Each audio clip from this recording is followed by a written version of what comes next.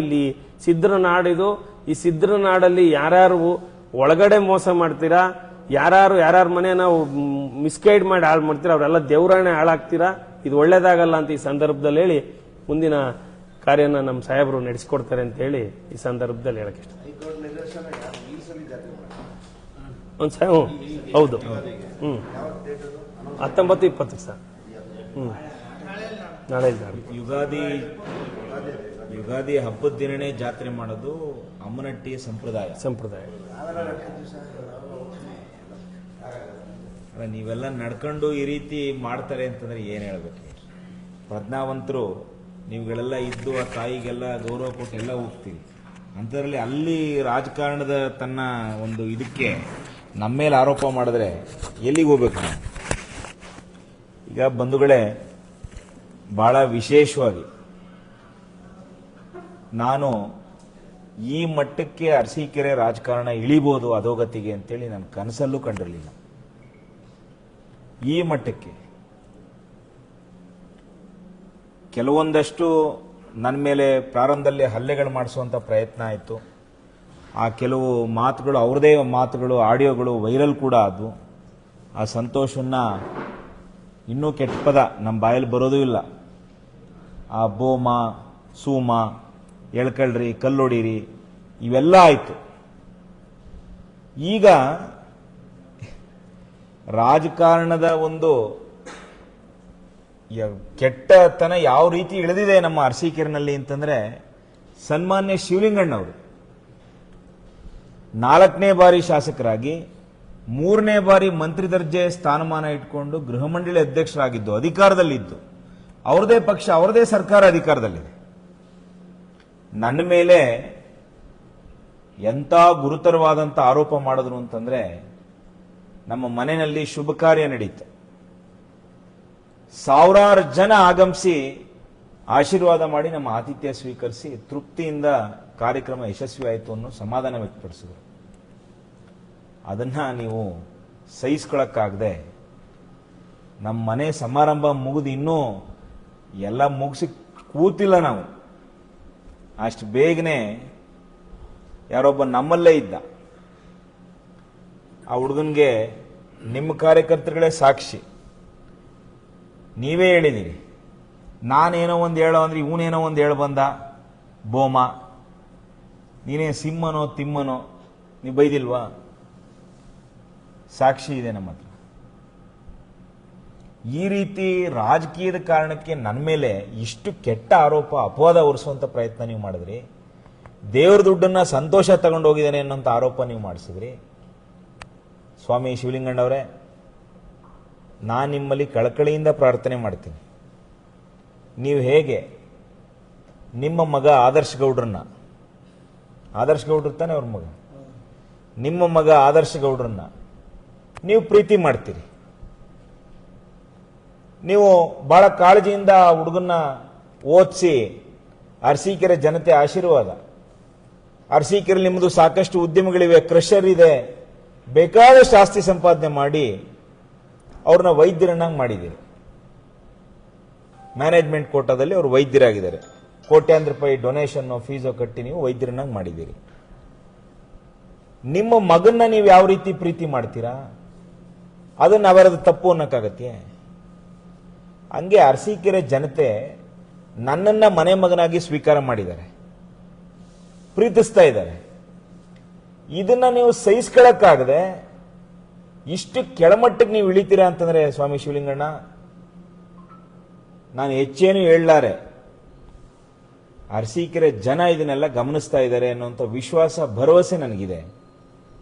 ಇನ್ಯಾರಾದ್ರೂ ಆಗಿದ್ರೆ ಬಹುಶಃ ನೇಣಾಕೊಂಡು ಸಾಯಬೇಕಿತ್ತು. ಅವ್ರು ಮಾಡದಂತ ಆರೋಪ ಕೇಳಿದ್ರೆ ನೇಣಾಕೊಳ್ಬೇಕಿತ್ತು ಇನ್ಯಾರಾದ್ರೂ ಆಗಿದ್ರೆ. ನಮ್ಮ ಮನೆ ಶುಭ ಕಾರ್ಯ ಮುಗಿದು ಬೆಳಿಗ್ಗೆನೆ ಈ ರೀತಿ ಆರೋಪ ನನ್ನ ಮೇಲೆ ನೀವು ಮಾಡಿದ್ರಿ. ಇದೇ ನನ್ನ ಪಕ್ಕದಲ್ಲಿರುವಂತಹ ದುಮ್ಮೇನಹಳ್ಳಿ ಗ್ರಾಮ ಪಂಚಾಯಿತಿ ಮಾಜಿ ಅಧ್ಯಕ್ಷರು ಅಜ್ಜಪ್ಪಣ್ಣ ಹಾಗೂ ಅಮ್ಮನಟ್ಟಿ ಗಂಗಮಾಳಿಕಾ ದೇವಿ ಕ್ಷೇತ್ರಾಭಿವೃದ್ಧಿ ಮಂಡಳಿಯ ಟ್ರಸ್ಟ್ನ ಅಧ್ಯಕ್ಷರು ಗಂಗಣ್ಣ ಇದ್ದಾರೆ, ಕಾರ್ಯದರ್ಶಿ ಉಮೇಶ್ ಅವರು ಇದ್ದಾರೆ, ನಮ್ಮ ನಟಣ್ಣ ಇದ್ದಾರೆ, ನಮ್ಮ ರಾಜಣ್ಣ ಇದ್ದಾರೆ, ಅಮ್ಮನಟ್ಟಿಯ ಗುಡಿಗೌಡ್ರ ಅಂತ ಮಾನ್ಯ ಮಾಲಿಂಗಣ್ಣವರು, ಹಾಗೇನೆ ಇಡೀ ನಮ್ಮ ಅರಸೀಕೆರೆ ರಾಜ್ಯಕ್ಕೆ ಫೇಮಸ್ ಆಗಿರುವಂತ ನಮ್ಮ ದೇವರು ಹೇಳೋ ಗಂಗಣ್ಣವರು ಇವತ್ತಿಲ್ಲೇ ಇದೆ. ನಾವೆಲ್ಲ ಇಲ್ಲಿ ಕುಂತಿದ್ದೀವಿ. ನೀವು, ನಾನು ಅಜ್ಜಪ್ಪ ಅವ್ರಿಗೊಂದು ಮಾತು ಹೇಳಿದೆ, ನೋಡಪ್ಪ, ಏನೇ ಗದ್ದಲ ಆಗಲಿ ಗಲಾಟೆ ಆಗಲಿ ಕಾನೂನಿಗಿಂತ ದೊಡ್ಡವ್ರು ಯಾರೂ ಅಲ್ಲ. ಬೆಲೆ ಕೊಟ್ಟಂತ ಮಾನ್ಯ ಅಜ್ಜಪ್ಪನವರು ಈಗಾಗಲೇ ವಿಡಿಯೋ ನಮ್ಮ ಅರಸೀಕೆರೆ ಆದ್ಯಂತ ಸರ್ಕ್ಯುಲೇಟಿವ್ ಆಗಿದೆ. ಯಾವ ರೀತಿ ಅಜ್ಜಪ್ಪನವರ ಮನೆ ಮೇಲೆ ನುಗ್ಗಿ 3-4 ಜನ ಸಿಸಿ ಕ್ಯಾಮ್ರಾ ಕಿತ್ತು, ಇವರು 15 ಜನ ಇದ್ದಾರೆ, ಅವ್ರು 3-4 ಜನ ಇದ್ದಾರೆ, ಸಿಸಿ ಕ್ಯಾಮ್ರಾ ಕಿತ್ತು ಆ ಕಲ್ಲನ್ನ ತೆಗೆದು ಡೋರ್ಗೆ ಹೊಡೆದು ಇವರು ಶ್ರೀಮತಿ ಬಾಗಿಲ ಹತ್ರ ಬಂದವ್ರನ್ನ ಜಾಡಿಸುವಂತ ಬಾಗಿಲು ಓಪನ್ ಆಗಿ ಅವರು ಕೆಳಕ್ಕೆ ಬಿದ್ದು ಅವ್ರ ಮೇಲೆ ಕೆಟ್ಟದಾಗಿ ನಡವಳಿಕೆ ತೋರಿಸಿ ಅವರ ಚಿನ್ನದ ಸರವನ್ನು ಕಿತ್ಕೊಂಡು ಹೋಗಿ ಪ್ರಕರಣ ಇವರು. ನಾನು ಹೇಳಿದೆ, ನೀವೇನು ಮಾಡಿದ್ರೆ ಏನಾಗಿದೆ ಪರವಾಗಿಲ್ಲ, ಪೊಲೀಸ್ನವರು ಇದ್ದಾರೆ, ಕಾನೂನು ಇದೆ, ನೀವು ದೂರು ಕೊಡಿ ಅಂತ ನಾವು ದೂರು ಕೊಡಿಸಿದ್ರೆ ನೀವು ಕಂಪ್ಲೇಂಟ್ ಎಲ್ಲ ಸ್ವೀಕಾರ ಮಾಡ್ತೀವಿ. ಅದೇ ರಾತ್ರಿ ನಾನು ಸನ್ಮಾನ್ಯ ಇಲ್ಲಿನ ಅರಸೀಕೆರೆ ಪೊಲೀಸ್ ಉಪವರಿಷ್ಠಾಧಿಕಾರಿಗಳಿಗೆ ನಾನು ಫೋನ್ ಮುಖಾಂತರ ಮಾತಾಡ್ತೇನೆ. ನೋಡಿ, ಇದು ದೂರು ಪ್ರತಿ ದೂರು ಕೊಡುವಂಥದ್ದು ಚಾಡಿ ಆಗೋಗಿದೆ ನಮ್ಮ ಅರಸೀಕೆರೆಯಲ್ಲಿ. ಹೊಡೆದವನಿಗೂ ಒಂದೇನೆ, ಹೊಡೆಸ್ಕೊಂಡವನಿಗೂ ಒಂದೇ ನ್ಯಾಯ ಮಾಡಬೇಡಿ. ಅಲ್ಲಿ ಈಗ ನಾವ್ಯಾರು ನೋಡಿಲ್ಲ ಅಂದ್ರೆ ಬೇರೆ, ಸಿಸಿ ಕ್ಯಾಮೆರಾ ಸ್ಪಷ್ಟವಾಗಿ ಕಾಣ್ತಾ ಇದೆ, ಹೊಡೆಸ್ಕೊಂಡು ಸುಮ್ಮನೆ ನಿಂತಿರೋ ಅಂತ, ಇದಕ್ಕೂ ಕೌಂಟರ್ ಕೇಸ್ ಮಾಡ್ತೀವಿ ಅನ್ನೋಂಥ ನಿಟ್ಟಿನಲ್ಲಿ ಹಾಸ್ಪಿಟಲ್ಗೆ ಒಂದು ಮಲಗೋದು ನಾಟಕ ಈ ರೀತಿಯಾದಾಗ ನಾವು ಕೇಳಿದ್ವಿ. ನಮಗೆ ಸೂಕ್ತವಾಗಿ ಸ್ಪಂದಿಸದೇ ಇದ್ದಾಗ ನಾವು ರಾತ್ರಿ 7:40ಕ್ಕೆ ತೀರ್ಮಾನ ತಂದಿಲ್ಲ, ಡಿವೈಎಸ್ಪಿ ಕಚೇರಿಗೆ ನಾವು ಹೋಗ್ಬೇಕು, ಕೇಳಬೇಕು ನ್ಯಾಯ.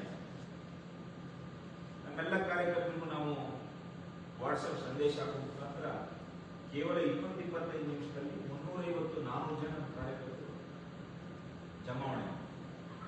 ನಾವು ಸೀದಾ ಪೊಲೀಸ್ ಸ್ಟೇಷನ್ಗೆ ಶಾಂತಿ ರೀತಿಯಿಂದೆವು. ಏಕಾಏಕಿ ಇದೇ ನಮ್ಮ ಒಬ್ಬ ಗ್ರಾಮ ಪಂಚಾಯತಿ ಮಾಜಿ ಅಧ್ಯಕ್ಷರು, ನಿಕಟಪೂರ್ವ ಬಹಳ ಹಿಂದಲೇ 2ನೇ ಬಾರಿ ಅಧ್ಯಕ್ಷರು, ಚುನಾವಣೆಯನ್ನು ಗೆದ್ದು ಬಂದಂತ ಒಬ್ಬ ಜನಪ್ರತಿನಿಧಿಯನ್ನು ನಿಮ್ಮವ್ವನಂತೆ ಅವ್ರನ್ನ ನುಗ್ಗುವಂತ ಕೆಲಸವನ್ನ ಈ ತಾಲೂಕಿನ ಡಿವೈಎಸ್ಪಿ ನಮ್ಮನ್ನ ಬದುಕು ಕೂಡಲೇ ನೀವು ಸಮಾಧಾನ ಒಳಗರೋದು ಏನ್ ವಿಷಯ, ಏನ್ ಸಮಾಜ ನಾವು ಮಾತಾಡಿ ಇದೇ ಸರಿ ಮಾಡ್ಕೊಂಡು ನಾವು ಹೇಳ್ತೀವಿ. ನೀವು ಕೇಳೋ ತಾಳ್ಮೆನೇ ಒಂದು ತೋರಿಸ್ತೇವೆ. MLA ಮೆಚ್ಚಿಸ್ಬೇಕು, ಶಿವಲಿಂಗಣ್ಣ ಮೆಚ್ಚಿಸ್ಬೇಕು ಅನ್ನೋ ಉಮ್ಮಿಲ್ಲ. ನೀವು ಈ ರೀತಿ ನಮ್ಮಲ್ಲಿ ದುಂಡಾವತಿಯನ್ನು ತೋರಿಸ್ಬೇಕು. ಅದಾದ್ಮೇಲೆ ಇನ್ಸ್ಪೆಕ್ಟರ್, ಅಲ್ಲಿನ ಸಬ್ ಇನ್ಸ್ಪೆಕ್ಟರು ಮಾತಾಡೋಣ ಸತ್ಬಿಟ್ಟು ನಮ್ಮ ಏನಿತ್ತು ನಮ್ಮ ವಿಷಯಗಳನ್ನ ಅವರಿಗೆ ತಿಳಿಸಿ, ಪೊಲೀಸ್ ಇಲಾಖೆ ನಮ್ಮ ಪರವಾಗಿ, ನಮ್ಮ ಪರವಾಗಿಂತ ಕಾನೂನು ಪರವಾಗಿ ನಾವು ತೀರ್ಮಾನ ತಗೊಳ್ತೀವಿ, ನ್ಯಾಯಬದ್ಧವಾಗಿ ತೀರ್ಮಾನ ತಗೊಳ್ತೀವಿ, ಯಾವುದೇ ವಶೀಲಿ ಬಾಜಿ ನಾವು ಮನೆಯೋದಿಲ್ಲ ಅಂತ ನಾವು ಸಮಾಧಾನವಾಗಿ ಅಲ್ಲಿಂದ ನಿರ್ಗಮಿಸಿ ಟಿವಿ ಉಳಿದು ಬಂತು. ಅಲ್ಲಿ ಸೇರಿದಂತೆ ನಮ್ಮ ಕಾರ್ಯಕರ್ತರು ಉದ್ದೇಶಿಸಿ ನಮ್ಮ ಮಾತಾಡಿ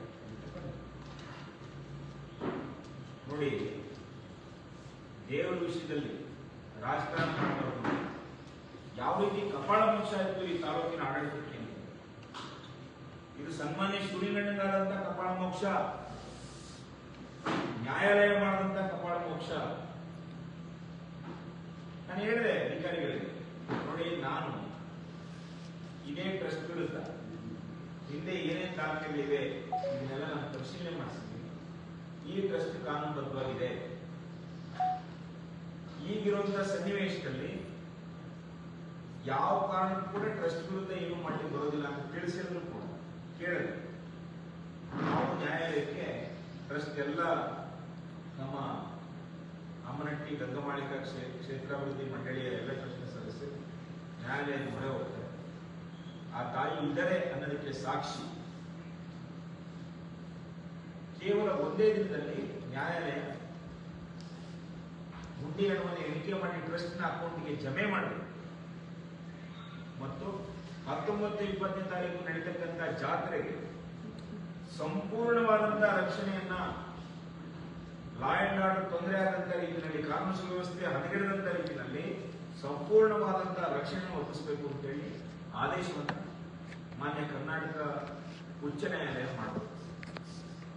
ಇಲ್ಲ ಸೀದಾ DC ತಹಶೀಲ್ದಾರ್, SP ಮತ್ತು CPI 4 ಜನ ಪಾರ್ಟಿ ಮಾಡಿ ಈಗಾಗಲೇ ಅದರಂತೆ ನಿನ್ನೆ ಬಹಳ ಶಾಂತ ರೀತಿ ಇಲ್ಲ. ಇಡೀ ಗ್ರಾಮದ ಜನ ಸಂಭ್ರಮ ಪಡ್ತಾ ಇದ್ದಾರೆ, ಆನಂದದಿಂದ ತೇಳ್ತಾ ಇದ್ದಾರೆ. ಬರೀ ಅವನಹಟ್ಟಿ ಗ್ರಾಮ ಅಲ್ಲ, ಇಡೀ ತುಮ್ಮಿನಹಳ್ಳಿ ಇರ್ಬೋದು, ಬೆಳಗುಂಬ ಇರ್ಬೋದು, ಅಗ್ಗುಂದ ಇರ್ಬೋದು, ಸುತ್ತಮುತ್ತ ತಾಯಿ ಭಕ್ತರು ನಮ್ಮ ಅರಸೀಕೆರೆ 54 ಕೊಲ್ಗಟ್ಟಿ ಜನ ನನಗೆ ಫೋನ್ ಮಾಡಿದ್ದೇನೆ. ಬಹುಶಃ ಆ ತಾಯಿ ಪವಾಡ ಇದೇ. ಇಲ್ಲಿನ ಒಬ್ಬ ಅಧಿಕಾರಿ ನಾವು ಕೋರ್ಟ್ ಹೋಗ್ತೀವಿ ಅಂದಾಗ ಇದೇ ನಮ್ಮ ಟ್ರಸ್ಟ್ನ ಸದಸ್ಯರಿಗೆ ಹೋಗುವುದು ಏನಾಗುತ್ತೆ ನೋಡೋಣ ಅಂತ ಹೇಳಿದ್ರಿಲ್ಲ. ನನ್ನ ಅವರೇ ಬಂದು ನಿಂತು ಎಣಿಕೆ ಮಾಡಿಸ್ಕೊಂಡು ಆ ತಾಯಿ ತೋರಿಸಿ ಅರಸೀಕೆರೆ ಸಿದ್ದರನಾಡು ಶಿವಲಿಂಗಣ್ಣವರೇ ಮಾತೆತ್ತಿದ್ರೆ ನಿಜ ದೈವ ಗುರು ಜೇನ್ ಕಲಿಸಿದ್ರೆ ಹೆಸರು ಬಾಯಿ ಅದೇ ಪದೇ ಪದೇ ಈಗೆಲ್ಲ ಸ್ವಲ್ಪ ನಿಂತೋಗಿ ಆ ಜೇನ್ ಕಲಿಸಿದ್ರೆ ಹೆಸರು ಹೇಳೋಕೆ ಮುನ್ನ ನೀವು ನನ್ನ ಮೇಲೆ ಮಾಡಿದಂತ ಸುಳ್ಳು ಆರೋಪ ಇದೆ. ನಾನೀಗಾಗಲೇ ಮಾನನಷ್ಟ ಮೊಕದ್ದಮೆ ನಮ್ಮ ವಕೀಲರ ಹತ್ರ ಮಾತಾಡಿ ನೋಟಿಸನ್ನು ಕೂಡ ಸರ್ವ್ ಮಾಡಿಸಿದ್ದೆ. ಯಾವತ್ತು ನನ್ನ ಮೇಲೆ ಸುಳ್ಳು ಆರೋಪ ಮಾಡಿದ್ರು ಅದನ್ನ ಕ್ಯಾರಿ ಮಾಡಿದಂತ 2 ಚಾನೆಲ್ ಮೇಲೂ ಕೂಡ, ಯೂಟ್ಯೂಬ್ ಚಾನೆಲ್ ಅವೆರಡರ ಮೇಲೂ ಕೂಡ ನಾನೀಗಾಗಲೇ ಮಾನನಷ್ಟ ಮೊಕದ್ದಮೆಯನ್ನು ಜಾರಿಗೊಳಿಸಿದೆ. ಮತ್ತು ನಾನು ಈ ಮುಖಾಂತರ ಎಲ್ಲ ಮಾಧ್ಯಮದಲ್ಲೂ ಕೂಡ ಪ್ರಾರ್ಥನೆ ಮಾಡ್ಕೊಳ್ತೇನೆ. ಯಾರ್ಯಾರು ಆ ರೀತಿ ಕೊಟ್ಟಂತ ಸುಳ್ಳು ಮಾಹಿತಿ ನಿಮ್ಗೆ ಗೊತ್ತೋ ಗೊತ್ತಿಲ್ಲದೆ ನೀವೇನು ನಿಮ್ಮ ಒಂದು ವಾಹಿನಿಯಲ್ಲಿ ಪ್ರಸಾರ ಮಾಡಿದ್ರು, ದಯಮಾಡಿ ಅದನ್ನ ಮಾರನೇ ದಿನ ನಾವು ಅದೇ ದೇವಸ್ಥಾನದ ಸಂಯುಕ್ತ ಎಲ್ಲ ನಮ್ಮ ಟ್ರಸ್ಟು ಗ್ರಾಮಸ್ಥರು ಎಲ್ಲರ ಸಮಕ್ಷಮ ಅಲ್ಲಿ ನಡೆದಂತ ಎಲ್ಲ ಸುಳ್ಳುಗಳನ್ನ ಹೇಳಿದಂತ ಎಲ್ಲ ಸುಳ್ಳುಗಳಿಗೆ ಸತ್ಯದ ಒಂದು ಅನ್ವೇಷಣೆ ನಾವು ಮಾಡಿ ತೋರಿಸ್ಕೊಟ್ಟಾಗಿದೆ. ದಯಮಾಡಿ ಈ ತಮ್ಮ ತಮ್ಮ ಏನು ಯೂಟ್ಯೂಬ್ ಚಾನೆಲ್ ಇರ್ಬೋದು ಮತ್ತು ಡಿಲೀಟ್ ಮಾಡಿದ್ರೆ ಕೈ ಮುಗಿದು ಪ್ರಾರ್ಥನೆ ಮಾಡ್ತಾರೆ. ಇಲ್ಲಾಂದ್ರೆ ಕಾನೂನು ಕ್ರಮ ತಗೊಳ್ಳುತ್ತೆ. ಅದು 7 ವರ್ಷ ಆಗುತ್ತೋ 8 ವರ್ಷ ಆಗುತ್ತೋ 1 ಕೋಟಿ ರೂಪಾಯಿನ ಮಾನನಷ್ಟ ಮೊಕದ್ದಮೆಯನ್ನು ಮಾಡ್ತಾ ಇದ್ದಾರೆ.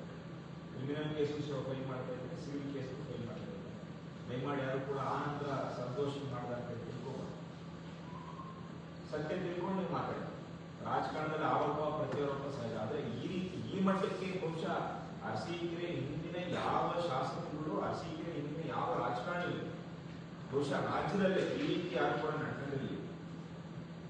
ಶಿವಲಿಂಗಣ್ಣವರು ಸದನದಲ್ಲಿ ಜಗತ್ತಿನಲ್ಲಿ ಅತ್ಯಂತ ದೊಡ್ಡ ಸಂಘಟನೆ ರಾಷ್ಟ್ರೀಯ ಸ್ವಯಂ ಸೇವಕ ಸಂಘದ ಬಗ್ಗೆ ಹೂ ಅನ್ನೋ ಪದ ಬಳಸಿ ಕೆಟ್ಟಾಗಿ ಮಾತನಾಡಿ ಬಹುಶಃ ಅಲ್ಲಿಂದ ಈ ರಾಜ್ಯದ ಜನಕ್ಕೆ ಅರ್ಥ ಆಯಿತು ಶಿವಲಿಂಗಣ್ಣನ ಭಾಷೆ ಯಾವ ರೀತಿ ಮನವರಿಕೆ.